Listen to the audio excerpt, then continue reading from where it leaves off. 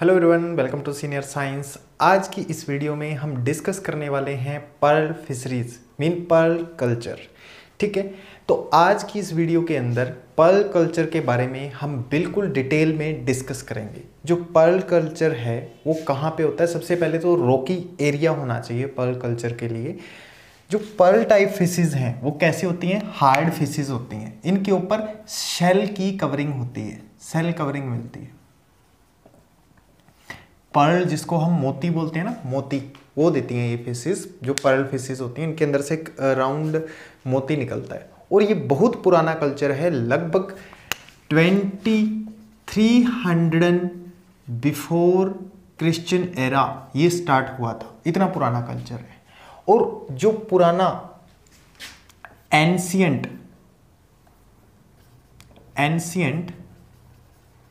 Egypt, ancient Egypt को क्या बोला जाता है, mother of pearl culture, mother of pearl culture बोला जाता है। इसके अलावा कोकिची मिकीमोटो, इसको बोला जाता है father of Indian pearl culture, father of Indian pearl culture. ठीक है, इनको कोकिची मिकीमोटो को। और जो पर्ल सिटी है इंडिया की वो रहेगी हमारी Hyderabad, pearl city of India, Hyderabad को बोला जाता है। ठीक है, इनमें से याद रखने वाली ये दो तीन बातें हैं कि 2300 बिफोर क्रिश्चियन एरा जो पर्ल कल्चर था उसकी शुरुआत थी, बहुत पुराना है, एंशियंट है, बहुत पुराना। और कुछ पर्ल फिशेज हैं जिसके अंदर सबसे ज़्यादा जो इंडिया के अंदर यूज़ होती है वो है पिंकटाडा फुकाटा, इसका यूज़ किया जाता है। इसके अलावा पिंकटाडा चेमनिटीजी और इसके अलावा मार्गरेटिफेरा, एट्रोपुरपुरिया, इनका यूज़ किया जाता है पर्ल कल्चर के लिए। ठीक है, इनका पर्ल कल्चर के अंदर यूज किया जाता है। जो पर्ल ओस्टर है ये सेडेंट्री एनिमल है। सेडेंट्री का मीन है कि रॉक के ऊपर अटैच रहते हैं, चलते फिरते नहीं है, बहुत कम मोशन इनके अंदर मिलता है। तो these are attach to hard rock called pearl. जिसको एक हार्ड रॉक के ऊपर अटैच देखा जाता है उस रॉक को हम बोल देते हैं पर्ल। ठीक है, यहां से पर से पर्ल बना है।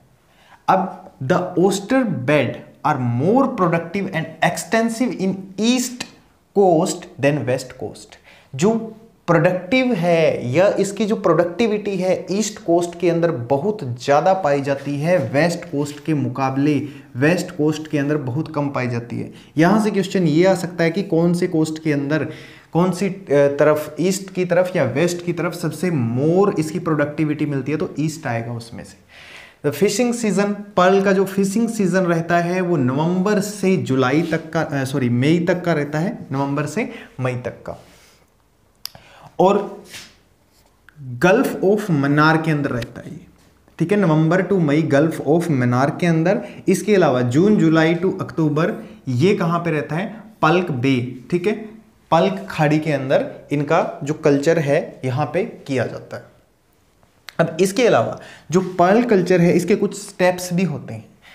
The artificial pearl culture is complicated. Artificial अगर कोई घर पे पर्ल कल्चर कर रहा है तो वो बहुत ज़्यादा कॉम्प्लिकेटेड होता है। उनके पीएच का ध्यान रखना, वाटर का ध्यान रखना, मैनेजमेंट का ध्यान रखना। इसके अलावा टाइम टू टाइम उनको जो वाटर करंट है वो अप्लाई करना, रॉक की मटेरियल प्रोवाइड करना, किस तरीके से कैसे करना है, ये चीज़ पूरा का पूरा पर्ल कल्चर के अंदर आता है। तो बहुत ज़्यादा डिफ़िकल्ट है बट इम्पॉसिबल नहीं है। एंड टाइम कंज्यूमिंग है, बहुत ज़्यादा टाइम लगता है। मान लो एक पर्ल कल्चर करने के लिए कम से कम 2 से 3 ईयर लग जाएंगे 1 सीजन के लिए। प्रोडक्टिविटी 2 और 3 ईयर आफ्टर गेट करते हैं।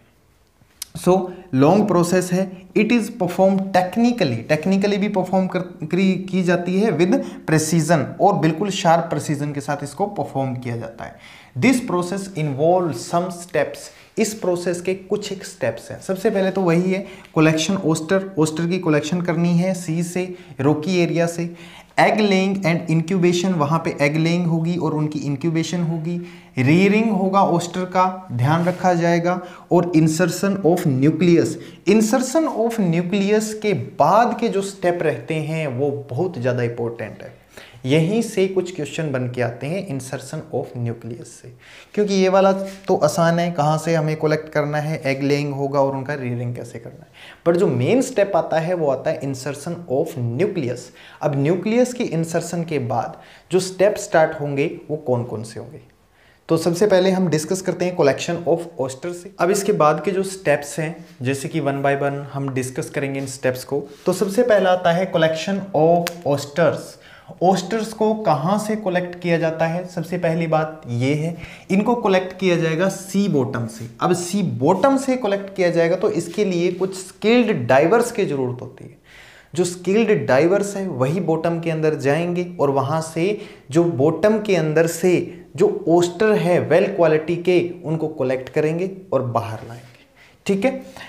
And collected by the skilled diverse, these kept in water container after collected. जैसे ही इनको कलेक्ट किया जाता है वाटर कंटेनर के अंदर इनको पुट कर दिया जाता है, वाटर कंटेनर के अंदर इनको रख दिया जाता है। Now these are segregated in group of same age, और उस कलेक्टेड वाटर से देन इनको एज वाइज देख लेते हैं कौन सा ओस्टर 1 ईयर का है, कौन सा 2 ईयर का है, कौन सा ओस्टर 3 ईयर का है। इनको एज वाइज क्या कर देते हैं, डिवाइड कर देते हैं, एज वाइज ग्रुप के अंदर रख देते हैं। कौन सा ओस्टर जल्दी मतलब मैच्योर हो जाएगा, किसके अंदर पर्ल जल्दी ग्रो कर सकता है, इसके अकॉर्डिंग इनको एज वाइज ग्रुप के अंदर पुट कर दिया जाता है। इतना होने के बाद अब जो नेक्स्ट स्टेप है उसकी बारी आ जाती है, एग लेइंग एंड इंक्यूबेशन। अब जो मैच्योर होगा एग वही ले करेगा। ओस्टर ले एग इन शैलो वाटर, ब्रैकिश और शैलो वाटर के अंदर ओस्टर क्या करेगा, एग लेइंग करेगा। एग लेइंग के बाद जो एग्स होंगे उनको इंक्यूबेटेड किया जाएगा आर्टिफिशियली इंक्यूबेट किया जाता है। The young one are transfer to rearing cage, और यंग वंस निकलने के बाद उनको रीयरिंग केज के अंदर ट्रांसफर किया जाता है। अब रीयरिंग केज का जो स्ट्रक्चर है वो बड़ा ही इंटरेस्टिंग स्ट्रक्चर है। कैसे, देखो, जो rearing of oyster reared in rearing cage, इनको रियर्ड किया जाता है रीयरिंग केज के अंदर। दीज केजेस, अब जो ये केजेस हैं रेक्टेंगुलर स्ट्रक्चर के होते हैं, इनके अंदर हैवी वायर लगी होती है और वायर को कवर किया जाता है या तो कोल तार से या फिर कंक्रीट से। कंक्रीट का मिक्सचर वायर के ऊपर लगा होता है। ऐसा क्यों किया जाता है, वी नो दैट जो ओस्टर होते हैं दे लाइकली, मतलब वो किस चीज को लाइक करते हैं, they like very much to stone area, मतलब स्टोन एरिया होता है उनको लाइक करते हैं, उनके ऊपर चिपके रहते हैं, जिसको हमने क्या बोला था, पार बोला था। स्टोन एरिया के ऊपर चिपके रहते हैं, स्टोनी सा एरिया या स्टोनी स्ट्रक्चर होता है, इसके लिए ये करना जरूरी था। तो इनको वायर को कवर किया जाता है कोल तार और कंक्रीट से। These are divided in 4 to 6 smaller chamber, और वायर से इनके चैम्बर बना दिए जाते हैं छोटे छोटे 6 से 4, ठीक है, 4 से 6। These collected young ones are kept in rectangular cages, और उनको जो young ones collect हो गए, एग से young ones बाहर आ चुके हैं, उनको इन rectangular cages के अंदर रख देंगे। अब for 10 to 26 days, 10 से 26 दिनों के अंदर अंदर ये केजेस से ओस्टर को क्या कर दिया जाएगा, बाहर निकाल लिया जाएगा। मतलब 10 to 26 डेज ही इनको पुट किया जाता है उन रेक्टेंगुलर केज के अंदर, क्योंकि ये यंग वंस होते हैं, छोटे होते हैं और इनको संभालना बहुत जरूरी होता है। और किस लिए इनको रेक्टेंगुलर केज के अंदर रखा जाता है, सिर्फ एक ही रीजन है कि इनके प्रीडेटर से इनको बचाया जा सके। इनके लिए जो इनके एनिमीज होते हैं, इनके प्रीडेटर होते हैं, वो कौन है, ऑक्टोपस और डेविल फिश, दो ही हैं, ठीक है। ऑक्टोपस और डेविल फिश, ये दोनों प्रेडेटर से इनको बचाया जा सके, इसलिए इनको यहाँ पे पुट किया जाता है। इसके अलावा देखो, इसके अलावा आता है फिर नेक्स्ट स्टेप हमारा इंसर्शन ऑफ न्यूक्लियस। अब नेक्स्ट स्टेप के अंदर इनके अंदर न्यूक्लियस को इंसर्ट किया जाता है। न्यूक्लियस को इंसर्ट किया जाएगा। अब न्यूक्लियस को इंसर्ट करने के लिए very very very important step बोलेंगे हम इसको, क्योंकि न्यूक्लियस को इंसर्ट करना सबसे मेन प्रोसेस है ओस्टर के अंदर। जो पर्ल कल्चर है उसकी सबसे मेन प्रोसेस है वो है इंसर्शन ऑफ न्यूक्लियस। और न्यूक्लियस को इंसर्ट करने से पहले कुछ पर्ल होता है हमारा इस तरीके का, यूं जैसे सीपी मोती होते हैं ना, उस तरीके से यूं बंद होता है। उसके ऊपर कुछ जो प्रेशर अप्लाई किया जाता है उनको खोलने के लिए, या बीच में इनको खोलने के लिए यूं बीच में कोई ना कोई यहाँ पे स्टिक लगा देंगे, ठीक है। जैसे इसको खोलने के लिए ये बीच के अंदर यूं ये स्टिक लगा दी गई है और ये माउथ ओपन हो जाता है। फिर न्यूक्लियस का इंसर्शन किया जाता है लेयर के अंदर, ठीक है। तो 1 बाय 1 उसको हम डिस्कस करते हैं। So insertion of nucleus, insertion of nucleus को बोला जाता है, मेथड के थ्रू किया जाता है जिसको निशिकोव मेथड बोला जाता है, ठीक है। अब न्यूक्लियस का इंसर्शन करना है, सबसे पहले ये कुछ एक स्टेप को इंक्लूड करता है न्यूक्लियस का इंसर्शन। सबसे पहले सिलेक्शन होता है ओस्टर का। ओस्टर में से सबसे जो बेस्ट ओस्टर होता है उसी को सेलेक्ट किया जाता है, सबसे बेस्ट परफॉर्म करेगा उसी को सेलेक्ट किया जाएगा।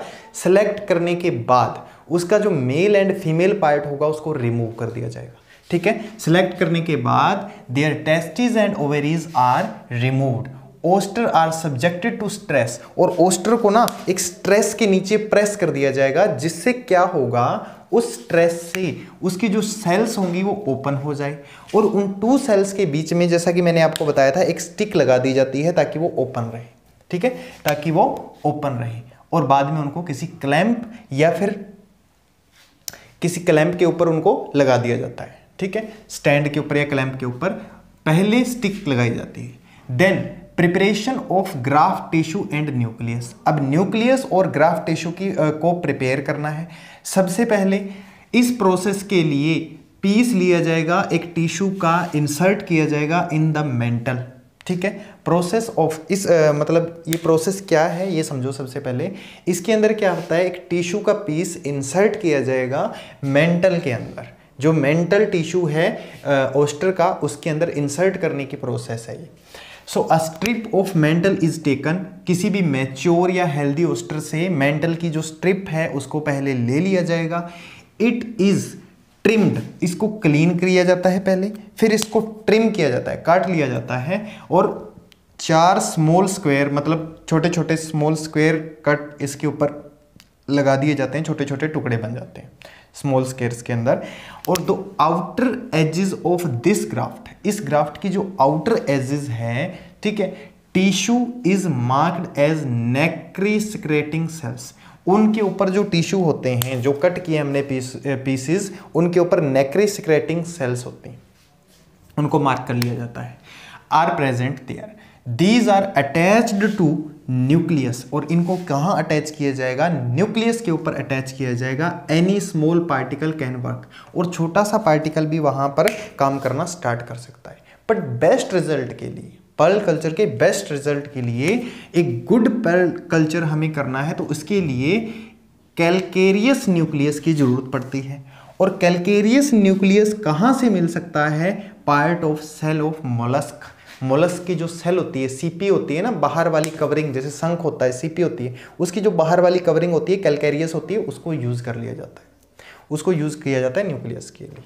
अब इंसर्शन ऑफ न्यूक्लियस है, सबसे पहले प्रिपरेशन किया न्यूक्लियस का और ग्राफ्ट टिश्यू का। अब insertion of nucleus and graft tissue. अब जो ओस्टर है हमने जो फिक्स किया हुआ है, जिसको ओपन किया, उसको फिक्स किया जाता है क्लैंप के अंदर, और उसका जो राइट साइड है, अपर लिप है राइट, उसको अप साइड में रखा जाता है, ठीक है। उसका जो अपर लिप है उसको अप साइड में रखा जाता है, ठीक है। The right valve is upper side. Mantle is pushed gently to expose, mantle को बाहर की तरफ निकाला जाता है एक्सपोज करने के लिए, देखने के लिए, ठीक है। Expose the foot and main visceral mass, 2 चीज़ों को देखने के लिए, ठीक है, फुट और मेन विसरल मास को देखने के लिए उसको पुश किया जाता है। अब क्या किया जाता है, कट लगा दिया जाता है मेंटल और विसरल मास, ठीक है। Cut made visceral mass and foot, इनके विसरल मास और फुट के लिए कट लगा दिया जाएगा, और उस ग्राफ्ट टिश्यू को प्लेस कर दिया जाएगा विसरल मास में। एक छोटा सा कट लगा के विसरल मास के अंदर ग्राफ्ट टिश्यू को प्लेस कर दिया जाएगा, और न्यूक्लियस उसके ग्राफ्ट टिश्यू के जस्ट अबो पुट कर दिया जाएगा, ठीक है। The nucleus is placed over graft tissue, क्योंकि वहाँ से हमने क्या कर लिया है, उसके जो मेल एंड फीमेल पार्ट हैं उनको हमने रिमूव कर दिया है। अब वो रिप्रोडक्शन ना करने के बजाय सिर्फ मैच्योरेशन करेगा पर्ल की, जो पर्ल न्यूक्लियस हमने रखा है उस न्यूक्लियस की मैच्योरेशन करेगा, उसको मैच्योर बनाएगा, बस इतना ही काम करना है वो, ठीक है। नाउ सेल गेट क्लोज्ड, और उस सेल को क्लोज कर दिया जाता है और सेलो वाटर के अंदर रख दिया जाता है। अब होती है इसकी डेवलपमेंट।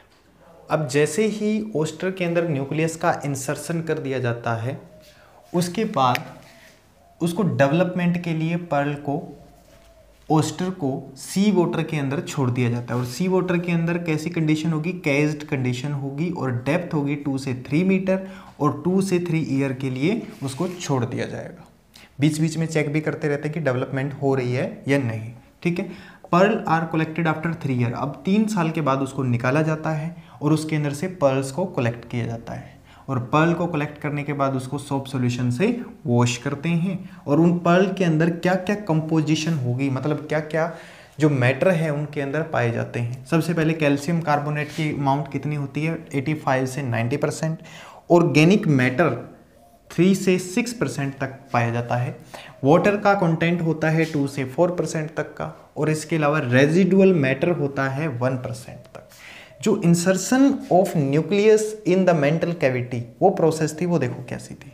जो मदर पर्ल है वो इस तरफ है, धीरे धीरे यहाँ से न्यूक्लियस को निकाला जा रहा है, इंसर्ट किया जा रहा है, निकाला जा रहा है। इंसर्शन हो रही है, न्यूक्लियस बाहर निकल गया, और न्यूक्लियस कैसा है आपका, हाफ पर्ल्ड है और ग्राउंडेड है, ठीक है। ये प्रोसेस है इसको निकालने की। मेंटल कैविटी से बाहर आ रहा है न्यूक्लियस और इसको निकाल लिया गया है। नाउ जो सेकेंड प्रोसेस है उसको भी देखते हैं। अब इसके अंदर देखो यहाँ पे डेवलपमेंट कैसे हो रही है। न्यूक्लियस को मेंटल कैविटी के अंदर पुट किया जाता है, न्यूक्लियस को यहाँ पे पुट कर दिया गया है। इसके अराउंड जो सेल्स है वो धीरे धीरे डेवलप होना स्टार्ट होती है। अब 2 and 3 ईयर की प्रोसेस है, फर्स्ट सेकेंड थर्ड, ठीक है। 3 स्टेप के अंदर दिखा रहा हूँ इसको मैं, first second and third. Firstly pearl के अंदर इंसर्ट किया गया है, न्यूक्लियस एंड ग्राफ्ट को रख दिया गया है, ठीक है। इस प्रोसेस को हम बोलते हैं मार्सुपियम प्रोसेस। क्या बोलते हैं, मार्सुपियम प्रोसेस। अब धीरे धीरे इसकी डेवलपमेंट होती है, इसके अराउंड एक लेयर आ जाती है और पूरा का पूरा इसको राउंड पर्ल के अंदर कन्वर्ट कर देती है आफ्टर 3 ईयर, और एक राउंड पर्ल हमारे पास बनकर तैयार हो जाता है, ठीक है। ये थी पूरी की पूरी पर्ल कल्चर की प्रोसेस। वीडियो आपको कैसी लगी एंड में जरूर बताएं।